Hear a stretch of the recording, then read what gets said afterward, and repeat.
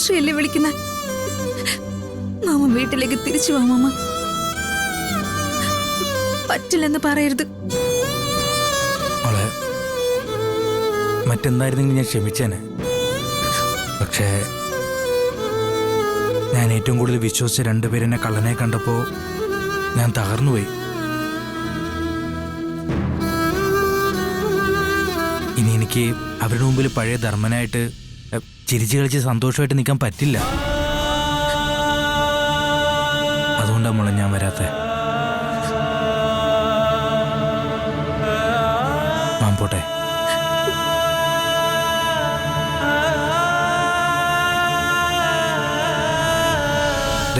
ഒരു കാര്യം നിങ്ങളെല്ലാവരും ഒന്ന് സൂക്ഷിക്കണം. അച്ചോട്ടനെന്തോ തീരുമാനിച്ചിട്ടുണ്ട്. എന്താണെന്ന് എനിക്കറിയില്ല. പക്ഷെ ആർക്കും നല്ലതിനല്ല. എല്ലാവരോടും ഒന്ന് ശ്രദ്ധിക്കാൻ പറയണം. മോളെ നീയും സൂക്ഷിക്കണം.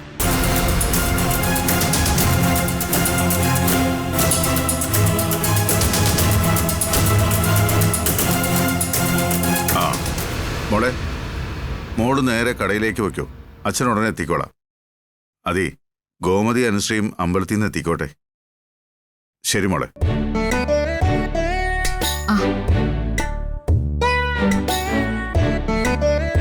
അമ്പലത്തിൽ നിന്ന് അവരിതുവരെ എത്തിയില്ല അച്ഛാ? അതാ ഞാനും ആലോചിക്കുന്നേ. എത്തേണ്ട സമയം കഴിഞ്ഞു. ദേവി മാർക്കറ്റിൽ നിൽക്കുക. കടയിലേക്കുള്ള സാധനങ്ങളുടെ ലോഡ് അവൾ അയച്ചു കഴിഞ്ഞു. പാവം ദേവിയെടുത്തി പൂർണ്ണമായിട്ടും കടയിൽ തന്നെ നിൽക്കുക അല്ലേ അച്ഛാ? വീട്ടിൽ തന്നെ ഒന്ന് കാണാൻ പോലും കിട്ടുന്നില്ല. ഏട്ടത്തിയോട് നേരെ ഒന്ന് സംസാരിച്ചിട്ട് തന്നെ ദിവസങ്ങളായി. ഇപ്പൊ നാട്ടുകാരെ ഗോമതീശ്വർ ദേവി എന്നാ പേരിട്ടിരിക്കുന്നത്.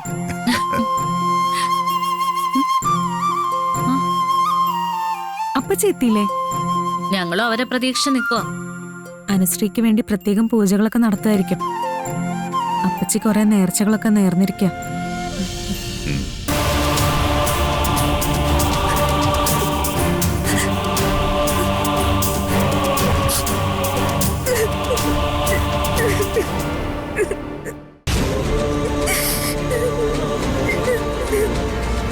അമ്മ എന്താ അമ്മ? എന്താ അനുമോളെ, എന്താ എന്താ ഗോമതി? എന്താ കാര്യം? അച്ഛനും ബഹളം വല്ലതും ഉണ്ടാക്കിയോ? കുറെ നാട്ടുകാരുണ്ട്. മനുഷ്യന് മനസ്സമാധാനമായിട്ട് ജീവിക്കാൻ സമ്മതിക്കില്ല. ഗോമതി, നീ കാര്യം എന്താന്ന് വെച്ചാ പറ. അമ്പലത്തിൽ പോയിട്ട് വരുന്ന വഴിക്ക് അമ്പലത്തിൽ പോകുമ്പോ ഓരോരോ ആൾക്കാരെ കുത്തി കുത്തി ചോദിക്കുക. അലോക കല്യാണം കഴിച്ചിട്ട് ഉപേക്ഷിച്ചല്ലേ? ഭർത്താവിനെതിരെ കള്ളക്കേസ് കൊടുത്തല്ലേ? ആദ്യം കല്യാണം നിശ്ചയിച്ച ആളിന്റെ ശാപമാണല്ലേ? പാവം അനുക്കുട്ടി. കുറെ അവള് പിടിച്ചു നിന്നു. പിന്നീട് അവള് തളർന്നു പോയി.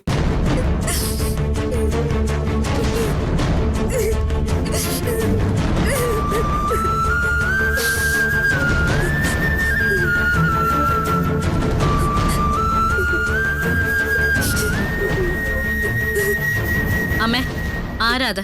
അമ്മ പറ. ആർക്കും അനുശ്രീയുടെ കാര്യങ്ങൾ അറിയേണ്ടത്? ഒരാളല്ല, എല്ലാവർക്കും ഇതൊരു രസം പോലെയാ. ഇന്നലെ നിങ്ങളെല്ലാരും കൂടി എന്റെ പുറത്തു കൊണ്ടുപോയി. ഞാൻ നല്ല സന്തോഷത്തിലുമായിരുന്നു. എന്റെ പേടിയൊക്കെ മാറിയതോ. പക്ഷെ ഞാൻ ഇനി വീടിന്റെ പുറത്തിറങ്ങത്തില്ല. അമ്മ ഇനി എന്നെ ഒരിടത്തേക്ക് വിളിക്കണ്ട. മോളെ,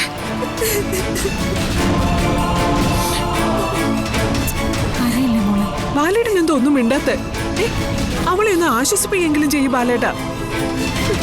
അവൾക്കൊരു ധൈര്യം കൊടുക്ക്. തിരികെ വരുമ്പോ വിശേഷം തീർക്കാൻ വന്നവരോടെ ഞാൻ ബഹളം ഉണ്ടാക്കി. ധർമ്മന ഇടപെട്ടത്. അവൻ ആൾക്കാരോട് തട്ടിക്കയറി. അപ്പോഴാ അന്വേഷണക്കാരൊക്കെ മാറിപ്പോയത്.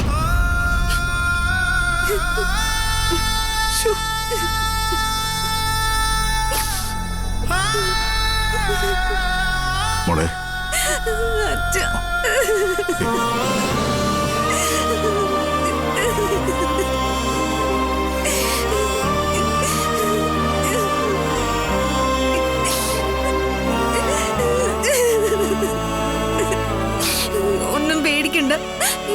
എനിക്കൊന്നും പറ്റിയിട്ടില്ലെന്നൊക്കെ അച്ഛൻ അന്ന് എന്നെ ആശ്വസിപ്പിച്ചില്ലേ? പക്ഷെ എനിക്കിപ്പൊ മനസ്സിലായി, ഇനി എനിക്ക് ഈ നാട്ടിൽ ജീവിക്കാൻ പറ്റില്ല അച്ഛ. ഞാൻ ദൂരെ എങ്ങോട്ടെങ്കിലും പോവാ. ഞാനിനി ഇവിടെ നിന്ന് നിങ്ങൾക്ക് എല്ലാവർക്കും അത് ബുദ്ധിമുട്ടാവും. ഇതുപോലെ ഇന്ന് നാട്ടുകാരുടെ അടുത്ത് ബഹളം ഉണ്ടാക്കേണ്ടി വരും.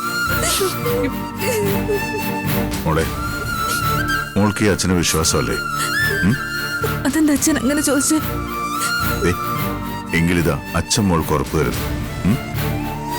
ഇനി ആരും മോളെ വേദനിപ്പിക്കില്ല, ഓരോന്ന് കുത്തി ചോദിക്കില്ല, മനപ്രയാസപ്പെടുത്തില്ല. ഒരാളുടെ വായടപ്പിക്കാം, പക്ഷെ ഇതിപ്പോ എല്ലാവരും ഒരുപോലെ ബാലേട്ടാ. നമുക്ക് എന്ത് ചെയ്യാൻ പറ്റും? നാട്ടുകാരുടെ മുഴുവൻ പേരുടെയും വായടപ്പിക്കും ഞാൻ. മോളെ, ഇനി ആരും എന്റെ മോളെ വിഷമിപ്പിക്കില്ല.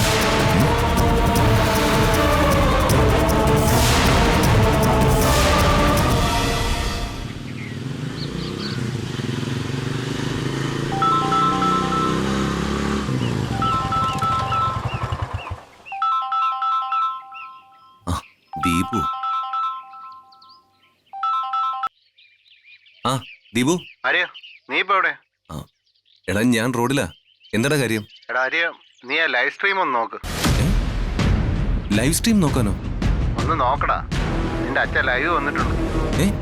അച്ഛനോ? അതെ, നീ നോക്കിട്ട് തന്നെ വിളിക്ക്. ആ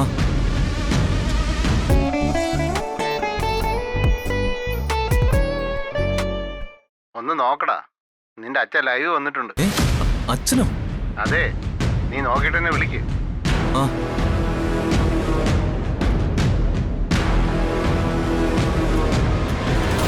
നമ്മുടെ നാട്ടിൽ സ്ത്രീകൾ നേരിടുന്ന പല പ്രശ്നങ്ങളെക്കുറിച്ചും അവർ സംസാരിക്കാറുണ്ട്. നമ്മളിൽ എത്ര പേര് അത് ശ്രദ്ധയോടെ കേൾക്കാറുണ്ട്? എത്ര രാമേട്ടാ? 200 രൂപ. 200?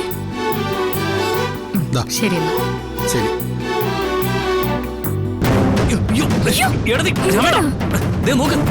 അച്ഛൻ ലൈവില് നോക്ക്. ലോകത്തിലെ ഏറ്റവും നന്മയുള്ള ജീവിയുടെ പേരെന്താണെന്നറിയാം? ബാലചനല്ലേ ഇത്? മനുഷ്യൻ.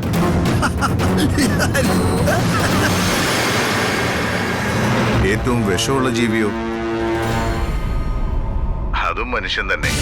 ജയശ്രീ, ധർമ്മ,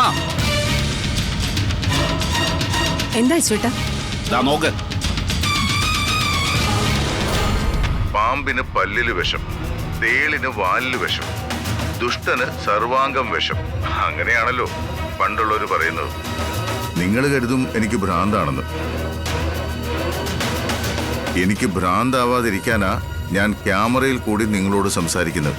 കുറെ വിഷമുള്ള ആൾക്കാരെ എന്റെ മകളുടെ മാനസിക നില തകർത്ത് കളഞ്ഞു.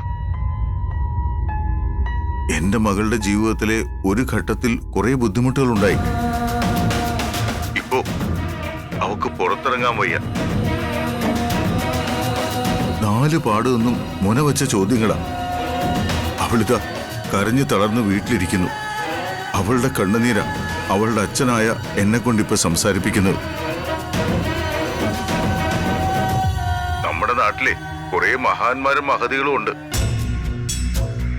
അവർക്ക് ചോദ്യം ചോദിച്ച് ആളുകളുടെ മനസ്സ് തകർക്കാതിരിക്കാൻ പറ്റില്ല. ഒരു ചെറുപ്പക്കാരനെ കണ്ടാ ചോദിക്കും, ജോലി ആയില്ലേ, ജോലി ആയില്ലേ എന്ന്. ഇവര് ചോദിക്കുന്ന കേട്ടാ തോന്നും കടയില് ഏതോ കുപ്പിയിലിട്ട് വെച്ചിരിക്കുന്നതാണ് ഈ ജോലിയെന്ന്. ജോലിക്ക് വേണ്ടി കഷ്ടപ്പെടുന്നവർക്കറിയാം അത് കിട്ടാനുള്ള പാട്.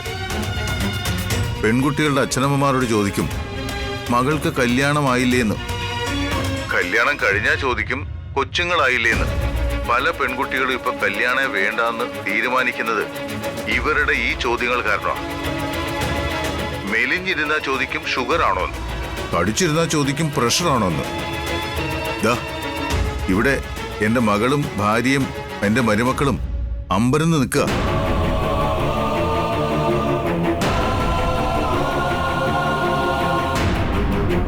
പക്ഷേ ഇത് കാണുന്ന എന്റെ അവസ്ഥയിലുള്ളവർക്ക് എന്നെ മനസ്സിലാവും.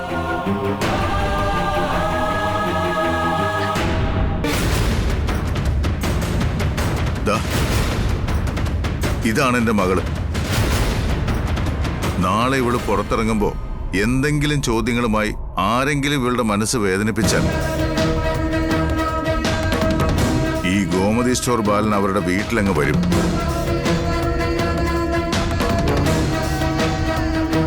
വെറുതെ പറയുന്നല്ല, വരുമെന്ന് പറഞ്ഞാൽ അങ്ങ് വരും. മുട്ടുകാട് തല്ലി ഒടിക്കുകയും ചെയ്യും.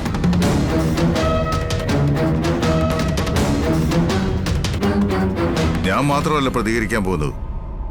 എന്നെപ്പോലെ വേദന അനുഭവിക്കുന്ന ഒരുപാട് രക്ഷിതാക്കളുണ്ട്, ചെറുപ്പക്കാരുണ്ട്, അമ്മമാരും സഹോദരങ്ങളുണ്ട്. എനിക്ക് പിന്തുണ തരാൻ അവരുണ്ടാവും. ഓർമ്മിച്ചോ?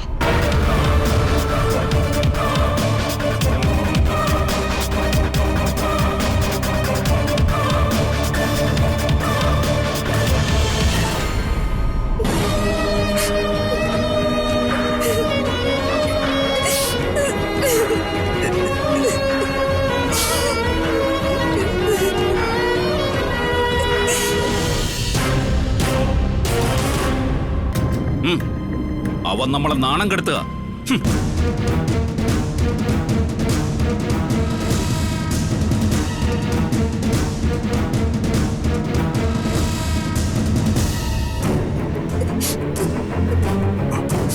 ഇനി നിന്നെ ആരും അവഹേളിക്കില്ല.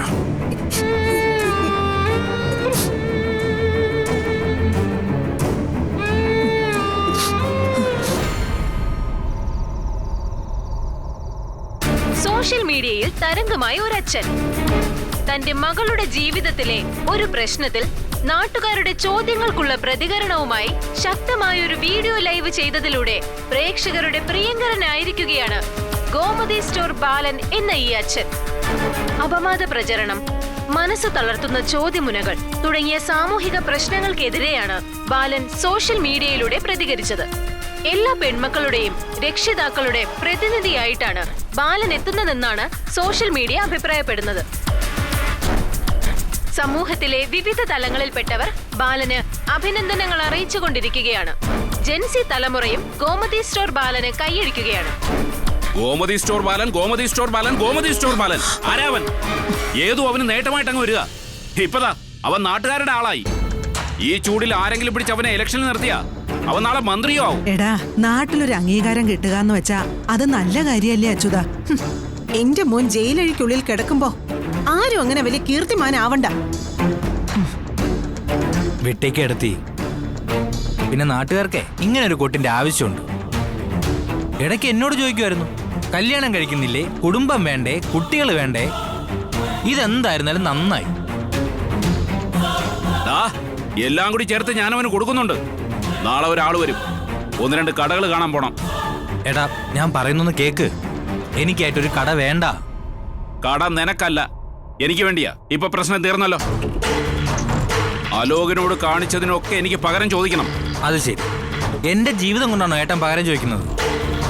ഏട്ടാ, കടയൊന്നും വേണ്ട, ഞാൻ മറ്റെന്തെങ്കിലും പണിക്ക് പോയിക്കോളാം. നിനക്ക് എന്താടാ പേടിയാണ്? നിന്നെ കള്ളനാക്കിയവനവൻ, എന്റെ മോന്റെ ജീവിതം ഇല്ലാതാക്കിയവനവൻ. അവനൊരു തിരിച്ചടി കൊടുക്കണമെന്ന് നിനക്ക് ആഗ്രഹമില്ലേ?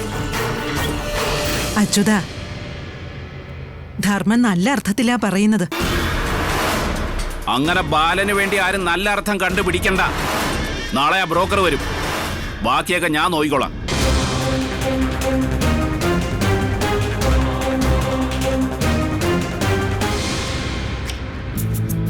അമ്മേ, ഒരു കാര്യം പറഞ്ഞ മുഖസ്തുതിയാണെന്നോ തള്ളാണെന്നോ വിചാരിക്കരുത്.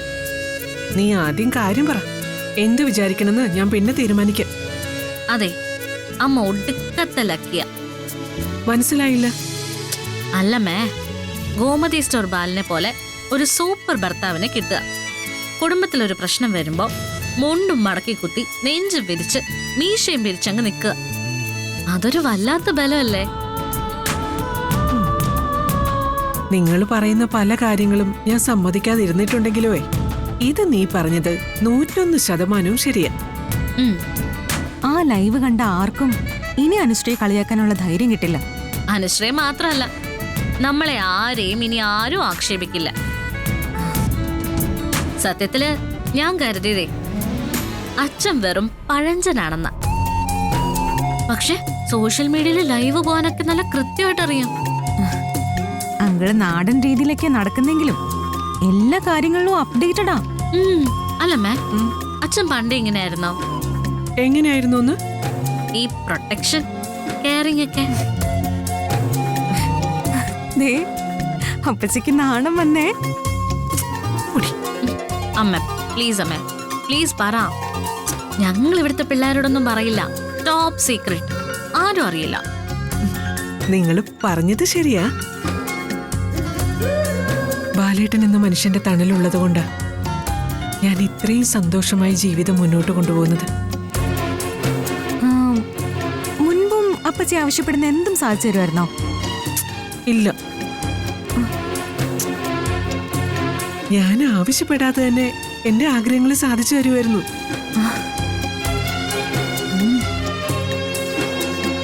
വിവാഹത്തിന്റെ ആദ്യകാലങ്ങളിലെ സാമ്പത്തികമായിട്ട് ഞങ്ങൾ നല്ല ഞെരുക്കത്തിലായിരുന്നല്ലോ. രാത്രിയിൽ എനിക്ക് ഭക്ഷണമൊക്കെ വാങ്ങി വരും. ബാലേട്ടൻ പറയും ബാലേട്ടൻ കഴിച്ചൂന്ന്. സത്യത്തിൽ അതൊക്കെ വെറുതെ പറയുന്നതാ. ബാലേട്ടൻ ഭക്ഷണം കഴിക്കാറില്ലായിരുന്നു എന്ന് പിന്നീട് ഞാൻ അറിഞ്ഞു. കഷ്ടപ്പാടുകൾ ഒരിക്കലും ബാലേട്ടൻ എന്നെ അറിയിച്ചിട്ടില്ല. ആനന്ദ് കുഞ്ഞായിരിക്കുമ്പോഴേ ഞങ്ങൾ കുറച്ച് ഉള്ളിലുള്ള ഒരു സ്ഥലത്തായിരുന്നു താമസിച്ചിരുന്നത്, വാടകയ്ക്ക്. ഒരു ദിവസം രാത്രി ആനന്ദിന് കടുത്ത പനി. 5 കിലോമീറ്റർ അപ്പുറത്ത് ആ ആശുപത്രി. വാഹനങ്ങളൊന്നുമില്ല. ബാലേട്ടൻ ആനന്ദിനെ കൈക്കുള്ളിൽ കോരിയെടുത്ത് 5 കിലോമീറ്റർ ഓടിയും നടന്നുമൊക്കെ ആശുപത്രിയിൽ എത്തിച്ചു.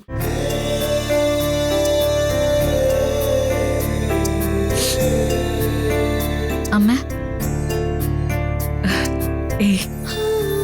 പണ്ടത്തെ കാര്യങ്ങളല്ലേ, ചിലപ്പോ. എന്തായാലും ഇപ്പൊ അപ്പച്ചി ഒരു റാണിയെ പോലെ കഴിയല്ലേ ഇവിടെ. ഇപ്പൊ മാത്രല്ല, പണ്ട് ഞാൻ റാണി തന്നെയായിരുന്നു. ഞങ്ങളുടെ ഭർത്താക്കന്മാരുടെ മുമ്പിലേ ഞങ്ങളും റാണിമാരാ. അതെ, നിങ്ങളുടെ ഭർത്താക്കന്മാരെല്ലാവരും ചേർന്നാലും എന്റെ ബാലേട്ടന്റെ തട്ടേ താണു തന്നെ ഇരിക്കും. എടിമിത്രേ, പഴയ തള്ളുകളൊന്ന് കേട്ടു കൊടുത്തപ്പോ അങ്ങ് കോറി കോറി പോവാണല്ലോ. ഞാൻ തമാശ പറഞ്ഞതല്ലേടി. എന്റെ മക്കളും എന്റെ ഭാഗ്യ. ബാലേട്ടനെ പോലെയുള്ള മക്കൾ, അവർക്ക് ചേരുന്ന മരുമക്കളും.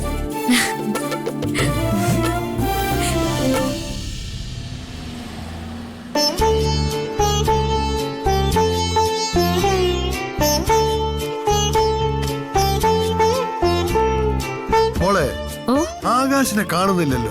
ആകാശ് വിളിച്ചിട്ടുണ്ടായിരുന്നു രാമേട്ട. അപ്പോ ഇപ്പൊ വരാന്ന് പറഞ്ഞത്.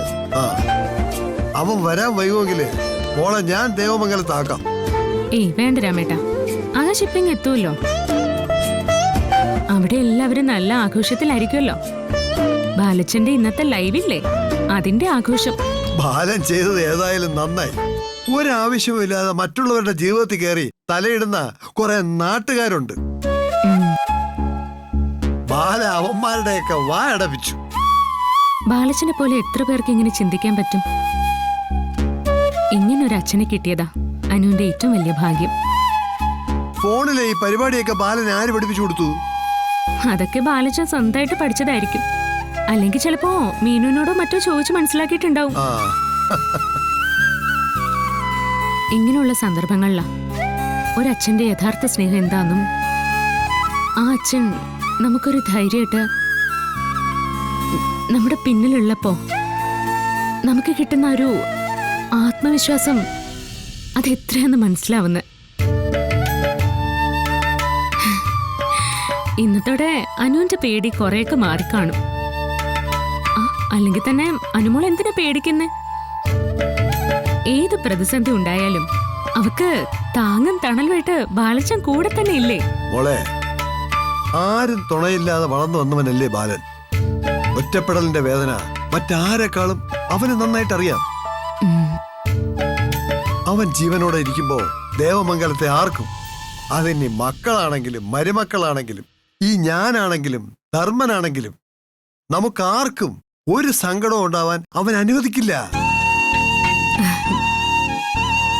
അവന്റെ ജീവൻ പകരം കൊടുത്തിട്ടാണെങ്കിലും അവൻ സ്നേഹിക്കുന്നവരെ അവൻ രക്ഷിക്കും. അതാണ് ബാലൻ. ബാലച്ചന്റെ മരുമോളായിട്ട് ആ കുടുംബത്തിലേക്ക് വന്നു കയറിയത് രാമേട്ട എന്റെ ഏറ്റവും വലിയ ഭാഗ്യം.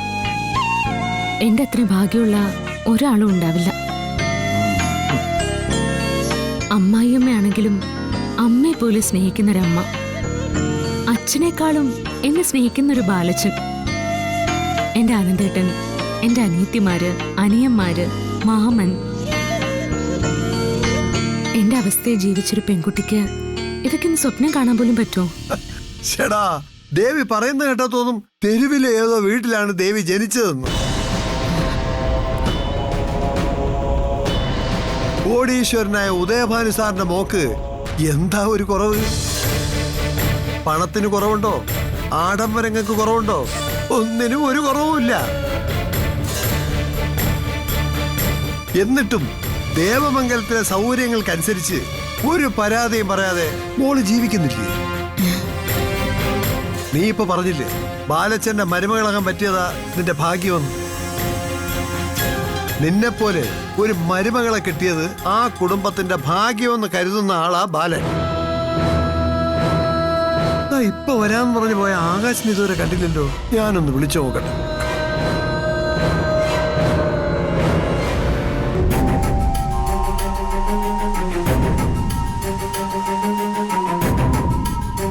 ദൈവമേ, കള്ളങ്ങളുടെ ഒരു കൂമ്പാരത്തിലാ ഞാൻ. ഏത് നിമിഷം അത് തകർന്നു വീഴാം. അന്ന് എന്താവും സംഭവിക്കുക?